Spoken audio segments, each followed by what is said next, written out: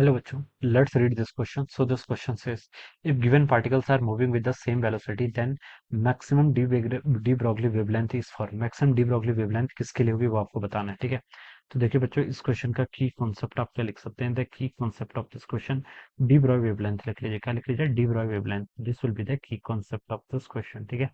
D Broglie wavelength, this will be की concept. अब बच्चों देखिए, वेव देखिए, डी ब्रॉय वेवलेंथ हम डिफाइन कैसे करते हैं। ये होता है, देखिए कोई भी पार्टिकल अगर आपका मूव कर रहा है, मोशन में होना चाहिए, ठीक है, तभी डिफाइन कर सकते हैं, ठीक है।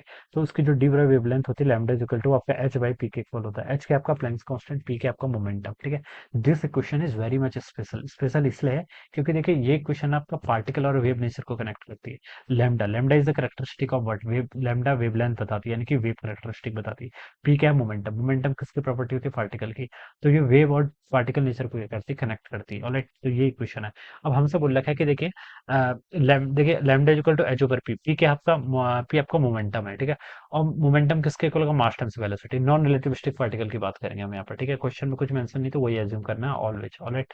अदरवाइज मेंशन होता है। तो बोला क्या कि सेम वेलोसिटी से मूव कर रहे हैं। क्या कर रहे हैं? आपके सेम वेलोसिटी से मूव कर रहे हैं। तो डी ब्रॉगली वेवलेंथ मैक्सिमम किसकी होगी? एच कांस्टेंट है, वेलोसिटी भी सबके लिए कांस्टेंट है, ठीक है। सब सेम वेलोसिटी से मूव कर रहे हैं, तो लैम्डा इनवर्सली प्रोपोर्शनल है किसके? मास के। तो देखिए बच्चों, मैक्सिमम डी ब्रॉगली वेवलेंथ उसकी होगी जिसका मास सबसे लीस्ट होगा। मास सबसे लीस्ट तो वेवलेंथ सबसे ज्यादा, ठीक है। तो यहाँ पर हमें बताने की सबसे लीस्ट मास किसका होगा, ठीक है। प्रोटॉन का मास, ठीक है। प्रोटॉन का मास देखिए आपका कितना होता है। प्रोटॉन के मास की बात करें तो आपका 10 to the power -27 केजी के ऑर्डर में होता है, ठीक है। तो ए में कितना होता है देखिए, मैं लिख लेता हूँ, इसका मास का ऑर्डर लिख रहा हूँ, ठीक है। वैसे मास का प्रोटॉन कितना होता है? 1.67 into 10 to the power -27 KG के इक्वल, ठीक है।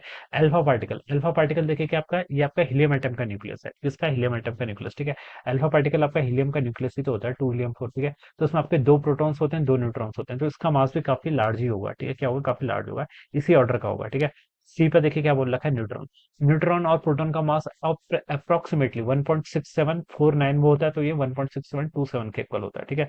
तो इनका मास अप्रोक्सीमेटली प्रोटॉन के इक्वल है। डी पर लिखा है बीटा पार्टिकल। बीटा पार्टिकल क्या होता है? देखिए इलेक्ट्रॉन ही होता है बीटा पार्टिकल। इलेक्ट्रॉन का बस फैंसी नाम है, ठीक है।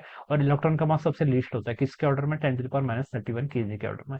तो इसका मास सबसे लीस्ट होगा, तो इसका मास सबसे लीस्ट होगा, तो उसके करस्पॉन्डिंग वेवलेंथ सबसे मैक्सिमम आएगी, ठीक है। तो डी वाला ऑप्शन क्या होगा? आंसर, राइट आंसर हो जाएगा। तो हम क्या लिख सकते हैं? Answer D will be the correct answer of this question. All right, so I hope you all understood this concept. All the best and thank you so much.